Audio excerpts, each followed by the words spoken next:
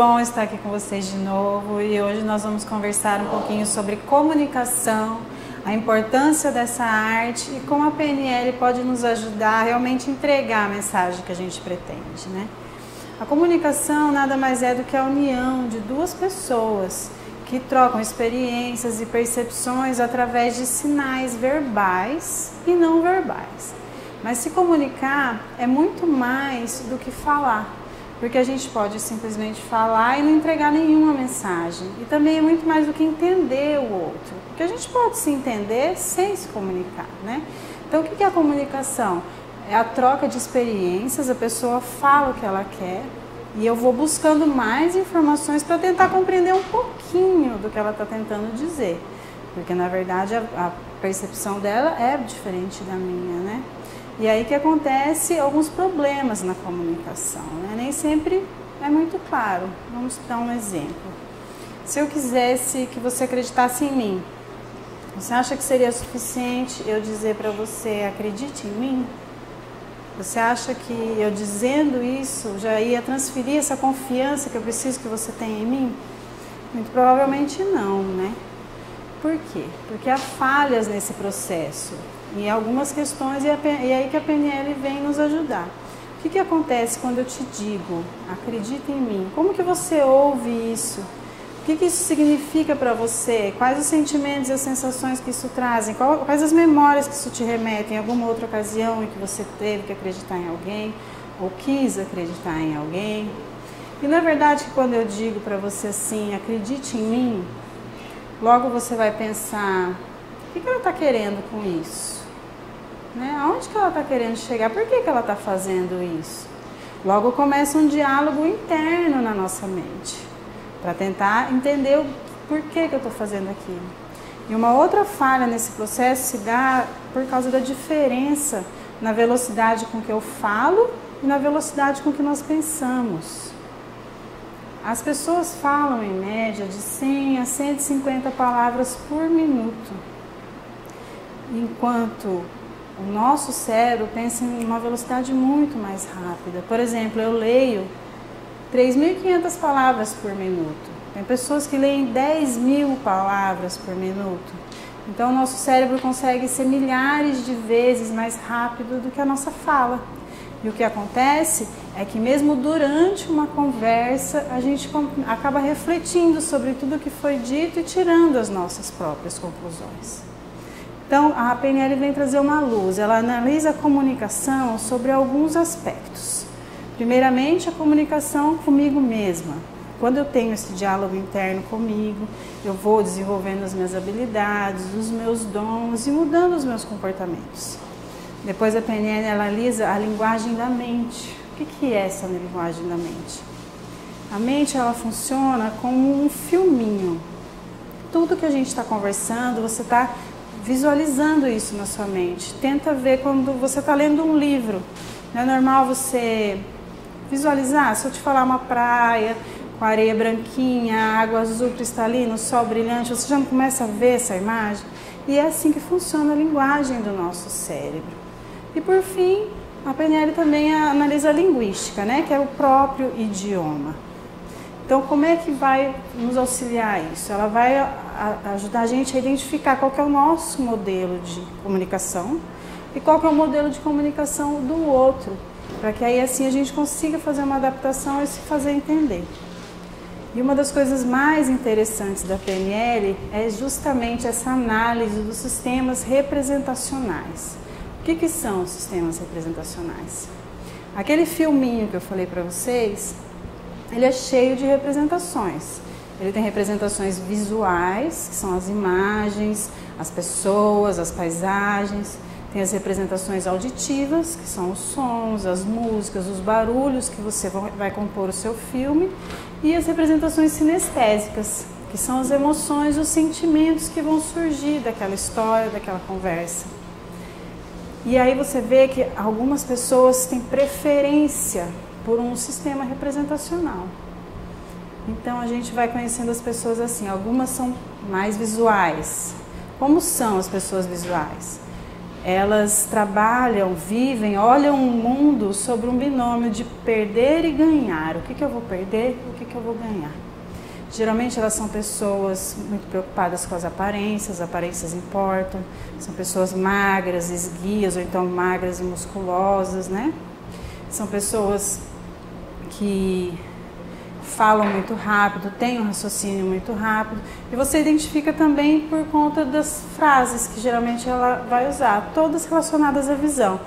Então, eu vou lá dar uma boa olhada naquilo. Você pode desenhar para mim? Tudo, a linguagem dela é cheia dessas características visuais. Aí você sai do visual e vai para o auditivo. Uma pessoa auditiva já é bem diferente do visual. Ela trabalha, ela vê o mundo sobre o binômio da honra e da vergonha. Esses são os valores principais dela. Ela é uma pessoa mais detalhista. Ela se incomoda com barulho, se distrai com barulho, é uma pessoa que gosta muito de música, gosta muito de telefone, é uma pessoa que precisa receber elogios, para ela é importante ser valorizada verbalmente, e é uma pessoa muito detalhista, é um ótimo estrategista. E a linguagem dela também vai estar recheada dessas palavras relacionadas à audição, né? Mente aberta. Ele vai falar, não estou te ouvindo bem, tudo relacionado à audição. E por último tem os sinestésicos, que é a grande maioria da população. Os sinestésicos, eles vivem pelo binômio da dor e do prazer. Ou eles fogem da dor, ou eles buscam o prazer. Então, e são pessoas assim, que... são aquelas pessoas que conversam com você pegando, elas dão muita importância para as expressões de afeto físicos, né? São pessoas que aprendem, falam com o corpo. Então você, conhecendo que existem vários tipos de pessoas diferentes, você sai desse julgamento de levar para o lado pessoal, que ela falou isso para me magoar, que ela fez isso para me machucar. Não, ela simplesmente vê o mundo de forma diferente de você. E aí você pode se adaptar e melhorar os outros sistemas representacionais. Se você é mais sinestésico, você pode melhorar o seu visual, o seu auditivo e conseguir ter uma comunicação eficaz com todos os tipos representacionais. Mas a gente vai falar mais no próximo bloco. Eu trouxe uma mestre em comunicação, a Ellen Genaro, além de coaching neurolinguística, ela é jornalista e ela vai conversar com a gente no próximo bloco. Eu vejo você lá. Tchau!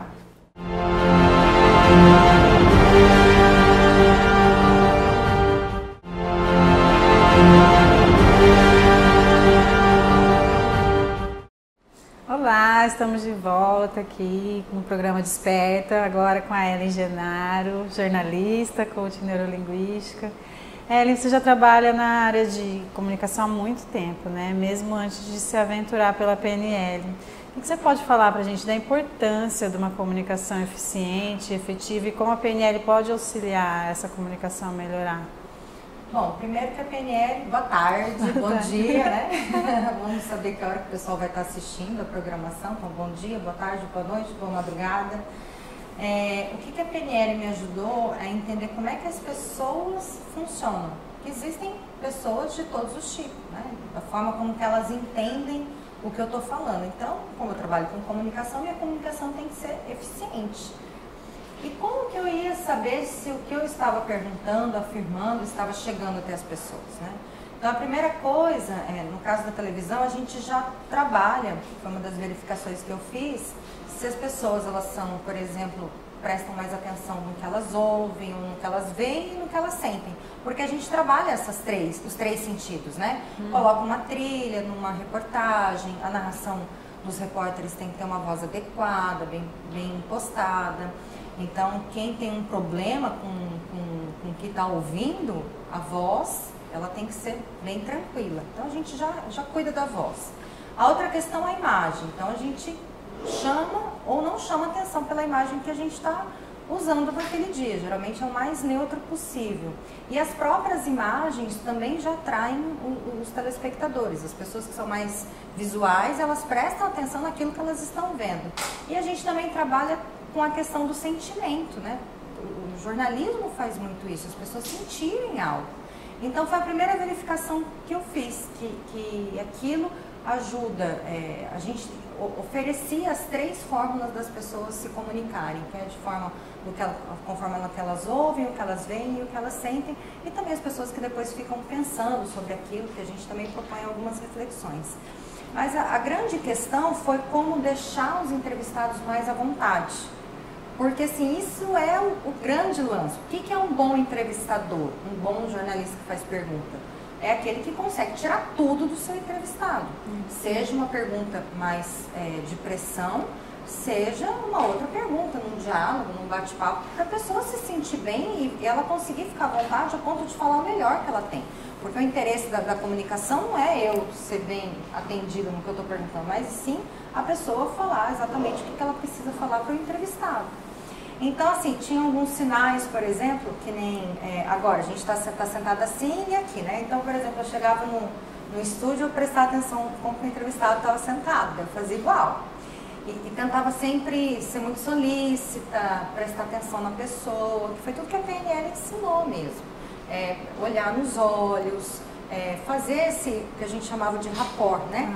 Para a pessoa se sentir à vontade. E isso me deu muita segurança. Então eu entrevistei vários políticos, já depois da PNL, governador de São Paulo, ministros que vieram aqui em Mato Grosso do Sul no estúdio, pessoas ilustres, artistas importantes, e eu nunca mais senti nenhum receio de poder entrevistá-los, né? Falar, será que eu vou ter uma pergunta inteligente? Porque a questão não era mais a pergunta inteligente, era a pessoa sentir confiança em mim. Então foi muito tranquilo, né? Depois disso, eu me senti mais habilitada, digamos assim, né? Com esses mecanismos de comunicação, foi bem interessante. Ai, que ótimo, deve ter sido um salto realmente na confiança, assim, sim, né? No seu desempenho. Teve uma outra coisa interessante, que, por exemplo, no curso, que eu falo muito, assim, antes de entrar no ar, a gente passa por uma série de situações durante todo o dia, né? Até o jornal ser preparado, você passou por raiva, você passou por frustração, porque a matéria não chegou a tempo, você passou por um estresse, porque a gente corre contra o tempo, uma série de situações, tristezas, porque às vezes você se depara com situações que chateiam mesmo, né, das próprias notícias, são notícias muito trágicas, e na hora que você entra no ar, você tem que estar bem. Então existe um equilíbrio da fisiologia também que a PNL ensina, né, de uma postura, que você lembra de situações de alta produtividade, de excelência, de um outro dia, para entrar naquela mesma postura toda vez na hora de apresentar. Então aquilo me ajudava muito, porque eu podia ter um dia extremamente estressante, uma manhã extremamente estressante, na hora que entrava no estúdio, eu tinha uma programação do cérebro para ficar zen, tranquila ali dentro, como se nada tivesse acontecido. E às vezes tinha situações caóticas na vida pessoal também, então ajudou bastante, foi muito legal, foi muito bom mesmo. E além da TV, você também atua com consultório, né? Você também atende como coach neurolinguístico e ajuda as pessoas com algumas técnicas de PNL, né? Porque a gente pensando assim em problemas de comunicação mais usuais, né? De pessoas não profissionais, vamos colocar assim, mas do dia a dia. Problemas de relacionamento, ou problemas até medo de falar em público, a pessoa precisa fazer uma palestra, precisa apresentar um trabalho, um TCC na faculdade, e ela fica limitada com essa dificuldade de se comunicar. Como que você tem ajudado essas pessoas no consultório através da Por exemplo, assim, eu lembro de quando a gente termina o PNL, a professora, né, que você já até entrevistou a Sandra, ela falou assim, agora vocês têm que testar as ferramentas. E eu falei, tá bom, vamos testar, né? Tem que colocar isso em prática. E daí eu levava algumas pessoas voluntárias, minhas cobaias, para testar isso, né? E eu lembro de 2 pessoas que me chamaram muita atenção. Um era um profissional que era, né, não tinha nada a ver com comunicação, mas ele trabalhava com o público. E ele tinha uma autoestima muito baixa. E daí ele reclamava das vendas. E não era um problema de autoestima em si, era um problema de como ele programava o dia dele mesmo, os pensamentos dele, né? Então a gente fez 5 sessões, que era o mínimo que tinha que fazer, né? E eu percebia melhor, assim, né? E ele deslanchou depois, abriu o próprio negócio, que ele trabalhava como funcionário. E assim, agora ele tá bem tranquilo mesmo. E teve um outro que eu tinha feito mestrado antes da PNL e eu sofri demais no mestrado. Demais, porque eu trabalhava muito, ainda tinha que estudar, escrever e tal. E eu atendi um estudante do mestrado, que daí eu peguei todos os recursos da PNL, joguei em cima dele e ele terminou aquela tese dele bem facilmente, descobrindo todas as habilidades que ele tinha sem se cansar, porque o processo do mestrado também traz muito cansaço, né? Então assim, foi muito bom. Essa parte do treinamento foi bom e agora eu continuo também, né? Então, comunicação é um assunto bem extenso, a gente vai voltar com a Ellen no próximo bloco para bater o papo mais um pouquinho. Até lá, gente!